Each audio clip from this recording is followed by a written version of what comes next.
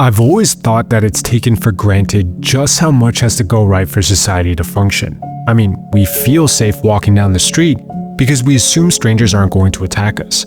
We follow laws because we assume everybody else will as well.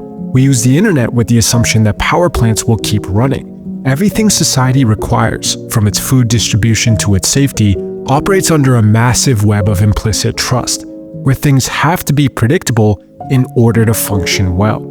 But brother, what if that web shattered?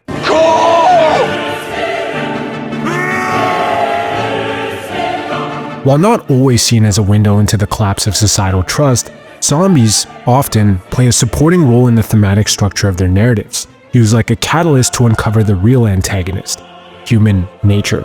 But I really feel like the genre only scratches the surface when it comes to exploring the conditions of a zombie apocalypse and what those conditions would create. So today, I want to look at different zombie apocalypses as if they were an evolutionary landscape, not in a cold fitness kind of way, but more so as a system, and what forces that system would lead to in us. If there were a zombie apocalypse, it would start with patient zero, the first person to start the chain of infections. And there are a lot of ways the outbreak could start. Parasitic mushrooms evolving to be compatible with humans, viruses that undergo zoonosis, or, the most likely scenario, something we create escaping through a lab leak. Regardless, every event would start as an epidemic, localized to one area before it spreads globally. And the first movie, Train to Busan, is a great example of this. It's a story about a group of people trapped in a train, right as a zombie apocalypse first breaks out. They're trying to make their way to Busan because it's rumored to be the last functioning safe zone in the region. But the problem is, the outbreak has found its way onto the train. What I really like about the movie is its depiction of a sudden whiplash-like transition from normal everyday life to apocalyptic chaos, which is actually something that's been studied in quite some depth. The theory, called punctuated equilibrium, suggests most of evolution is static until a sudden violent burst of change, which then rapidly increases the speed at which evolution takes place at until a new species is created.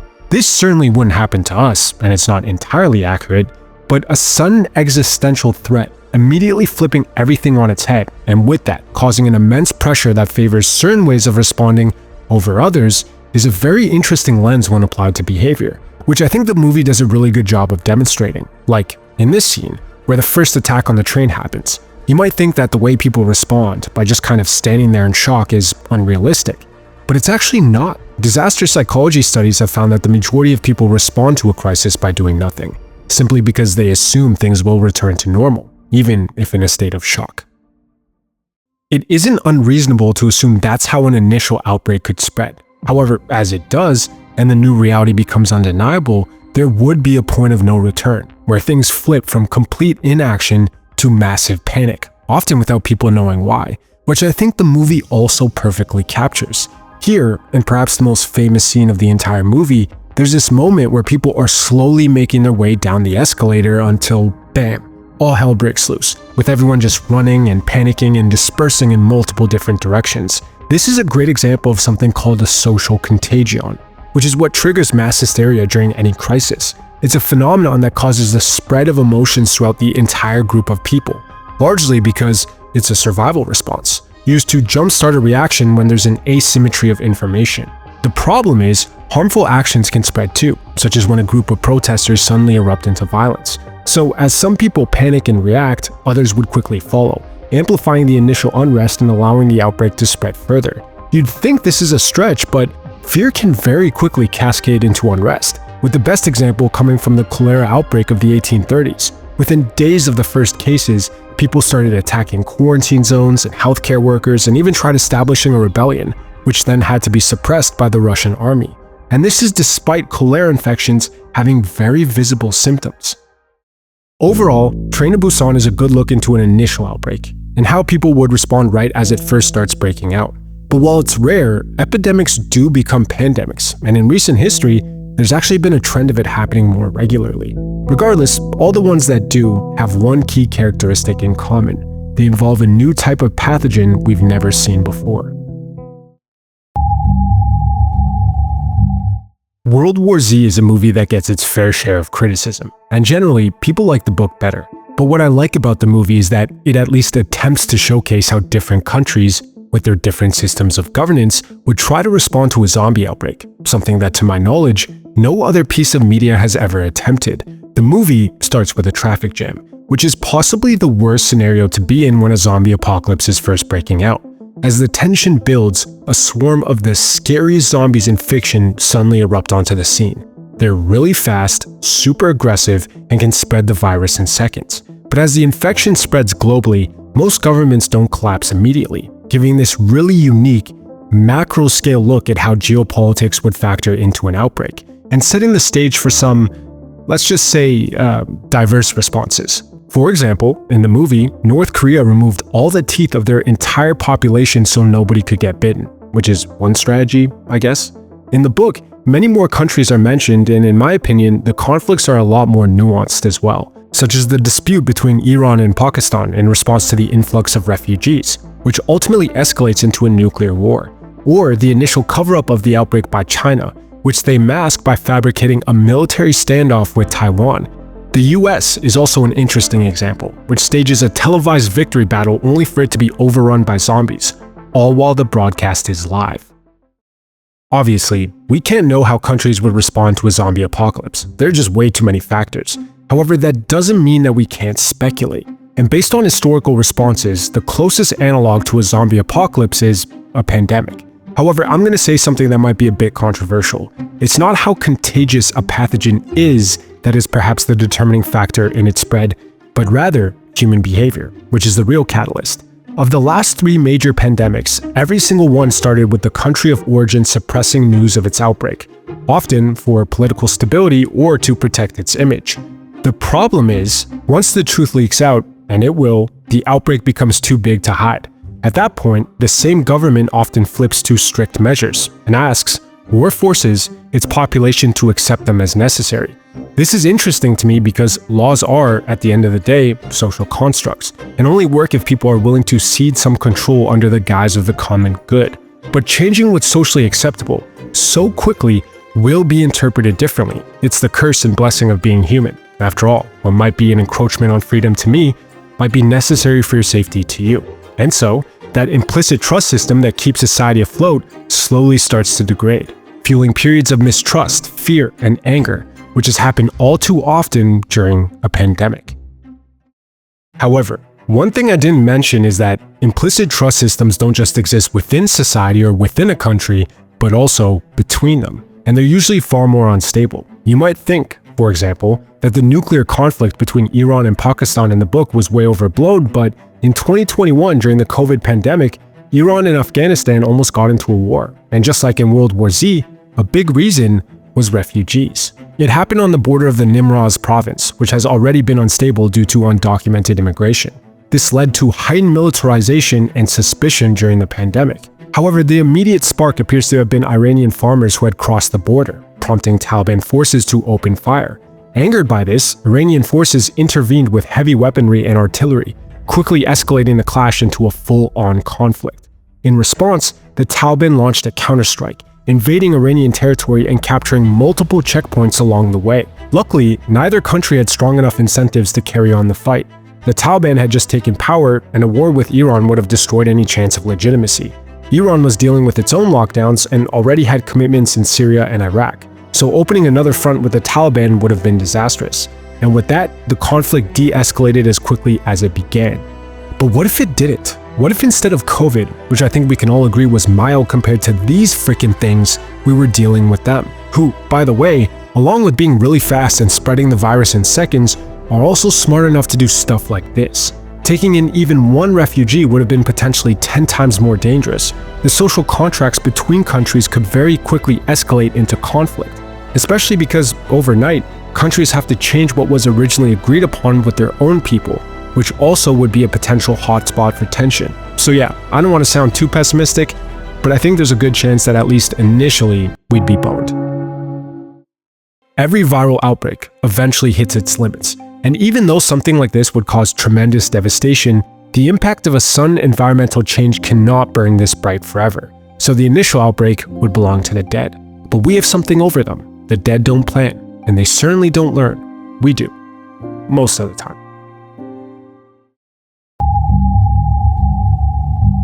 If a zombie apocalypse were to occur, and life as we know it completely collapsed, what would emerge after that? The Walking Dead tries to answer this question, and while the plot is set roughly 60 days after the initial outbreak, the entire series spends roughly 12 years post-apocalypse, more than enough time for the environment to stabilize into a new baseline. And I think the biggest difference between The Walking Dead and other zombie media is this slow feeling of an inevitable march towards entropy, which is why I really like that the zombies are slow. It creates this atmospheric feeling where no matter how far you run, you will not be able to outrun the infection, also acknowledged by the fact that everyone's already infected and don't need to get bitten to reanimate.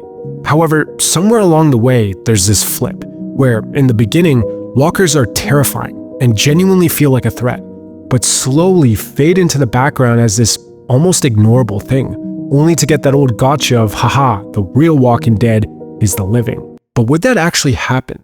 Across the zombie genre, it's almost universally the case that all the survivors are banded together in these small groups. And maybe it's because it's kinda intuitive, since we did live that way for like 95% of our history, but after the initial chaos of an outbreak, would it happen again? Especially since it's been something like 12,000 years since the last time most of humanity lived in tribes. Well, something you might find interesting is, across history, and I mean recent history, the collapse of great empires has all too often been followed by fragmentation. Not Pleistocene-era hunter-gatherer levels of fragmentation, but this default into smaller organized political units, usually centered around localized structures, such as religious authorities or city-states or warlords or even just charismatic figures. However, the aftermath of a zombie apocalypse is a very unique landscape because, especially in The Walking Dead, the threat is permanent. So even though historically these periods of fragmentation can restabilize, even if not at the level of what they once were, The Walking Dead creates this environment where that restabilization is actually selected against. And there are a lot of reasons for that, like carrying capacity due to fewer resources, trusting people becoming more costly, in-group bonds becoming more intense, no civilizing force, larger groups attracting more zombies, etc., etc., etc. And so I think the environment creating small, nimble groups is actually really accurate, which is why this scene is just so perfect. You're staying. This isn't a democracy anymore. It's one of the most interesting moments in the whole show to me because it does such a good job of showcasing what comes after civilization's laws. One of the big advantages of a small group is mobility, right? It grants a level of flexibility that simply doesn't exist within larger groups. However, small groups of people don't automatically become flexible, they need structure. And because of that, I really like how there's this progression in The Walking Dead where the group slowly realizes that over time. Initially, the small band of survivors outside of Atlanta don't really have any formal leader. Decisions are made by whoever speaks the loudest. Some people try to take charge, but it's heavily contested and a point of contention throughout the early episodes. So when the main character returns and gradually starts to earn the respect of the others, there's this tension that starts to brew, which has its personal reasons, yeah, but is primarily done to highlight conflicting philosophies. And as disaster after disaster strikes, as this creeping realization sets in that things are never going to go back to normal, there's this snap moment where things can no longer be ignored and have to be confronted, ultimately culminating in a choice. Do you maintain your pre-existing morals because it's the right thing to do, or do what's necessary to survive? I don't know if the showrunners and creators were aware of the literature behind their themes, but man, they did a hell of a job. Because it is the case that the more threatening an environment is, the stronger in-group biases become. And it's also true that danger is what makes people prefer a hierarchical structure of organization, since their primary advantage is speed. However, I don't know if there's any literature on this, but I've always thought it's not survival that makes monsters, but rather love that narrows morality. And to see these characters struggle, suffer losses, and survive alongside people who essentially become their whole world, it's really interesting to see just how far they're willing to go in order to protect each other, and just how much they struggle with it as a result. Speaking of love, The Last of Us is another depiction of an apocalypse that's long since been settled, with the game and show both taking place 20 years after the initial outbreak. However, as the Walking Dead universe reaches a form of stability, The Last of Us never does, driven by possibly the most unique choice out of any pathogen, a fungus, which is an organism subject to the same forces of evolution that we are.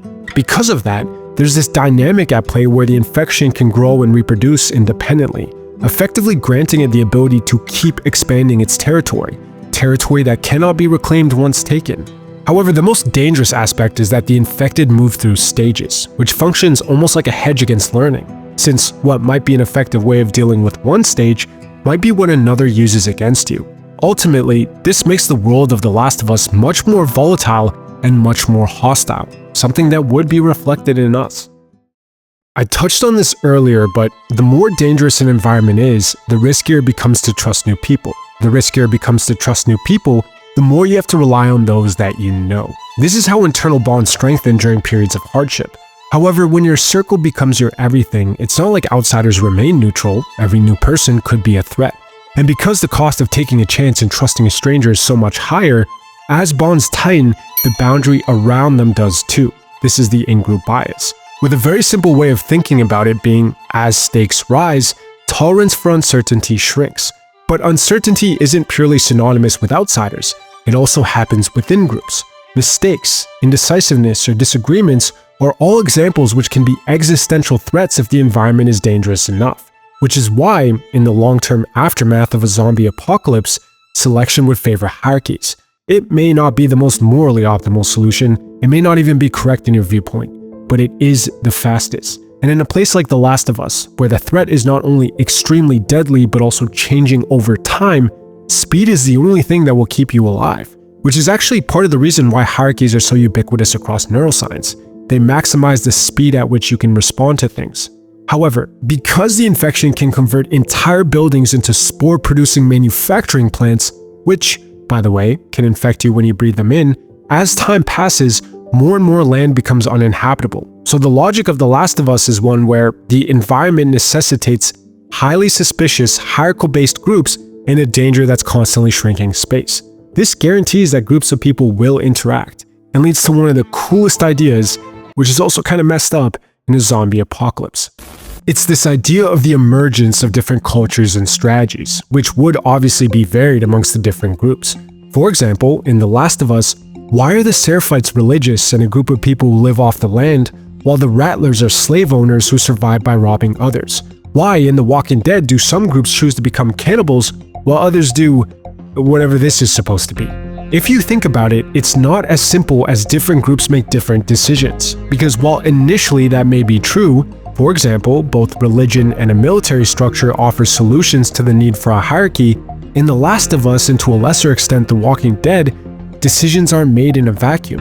Every choice one group makes will affect other groups, and because this stage of the apocalypse would, on average, select for tighter groups that are less trusting of outsiders, all it takes is one to default into a more extreme version of that, let's say because one group misinterprets what another does defensively as aggression, for everyone else to have to default into that same extreme. You'd think this is a stretch, but it's literally game theory 101. This is how World War I started, how gang violence erupts in the inner cities, or how the Cold War escalated into what it became. And man, allow me to go on a rant for a second. This is one of the most freaking interesting ideas when applied to a zombie apocalypse, and I really hope that if a future show is made about zombies, this is the element that they focus on the most, because it creates this evolutionary arms race where groups have to keep escalating in response to one another. Now, that may not be super interesting in and of itself, but a little known fact is that arms races can lead to one of the most unexpected selection pressures that most people don't know about: negative frequency dependency selection, which is a pressure that makes unique strategies valuable when the obvious strategies become common.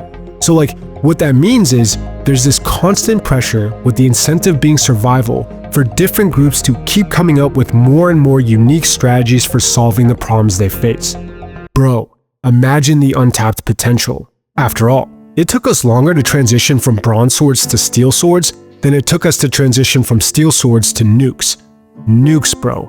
And at this stage of the apocalypse, we'd be living with the threat of zombies for so long, it's not a stretch to assume some groups would start using them in ways that aren't immediately obvious. In The Last of Us, this is showcased a little bit through the Rattlers and their messed up methods. One of the things they do, for example, is use the infected as guard dogs. In The Walking Dead, the cinematic universe is obviously a lot more fleshed out, and I don't want to glaze the creator too much, but the Whispers are the creative example of negative frequency dependency selection. In the early stages of the show, you have the classic arms race I laid out earlier. The different groups become tight and tribal, and then just basically battle each other for like 5 or 6 seasons. But eventually, that strategy becomes the norm and creates the opportunity for more outside of the box ways of thinking. One of those is cutting the skin off zombies and wearing that skin like clothes, which is what the Whispers do, using this newfound camouflage to guide hordes of zombies towards their enemies. However, in most of these shows, the unique ways people use zombies are against each other. But for that to even be possible, the threat of zombies has to become manageable in the first place. And when the threat becomes manageable, things get safer, which means people have the room to have disagreements again, to slowly start rebuilding trust with larger and larger groups. So as things become predictable, proto-democratic, egalitarian-like civilizations will start to rise again, and with them, completely new possibilities. I mean, take a look at these paintings for a second. These are prehistoric paintings of our ancestors at a time when they lived with serious threats, many of which I'm sure they had deadly encounters with. But despite that, despite the fact that they died at the hands of these freaking things, they still took the time to draw them like this, with immense care, love, and detail. Which got me thinking, over time, would there be people that do that with zombies? Maybe by integrating them into culture as a rite of passage? Maybe by building religions around them as a symbol? One use I can think of off the top of my head is using zombies as a renewable energy source, since they're always walking. But okay, hold on, that's pretty unethical. I mean, keep in mind, zombies did used to be people after all, which raises an interesting question. Civilization will recover, and when it does, what happens after a zombie apocalypse?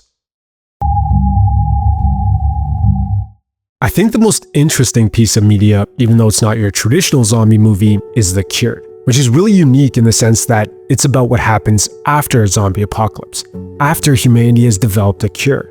In the movie, zombies are no longer a threat, with the majority of those who are treated making a full recovery. However, that doesn't mean things return to normal. 25% of people, unfortunately, don't respond to the cure, which forces a really tough question. What are you supposed to do about them? On top of that, just because the threat is gone, doesn't mean the trauma of such an event simply vanishes. The fear, the mistrust, the anger of losing loved ones, all of that is still very much present and directed towards the cured, even though they weren't in control of their actions.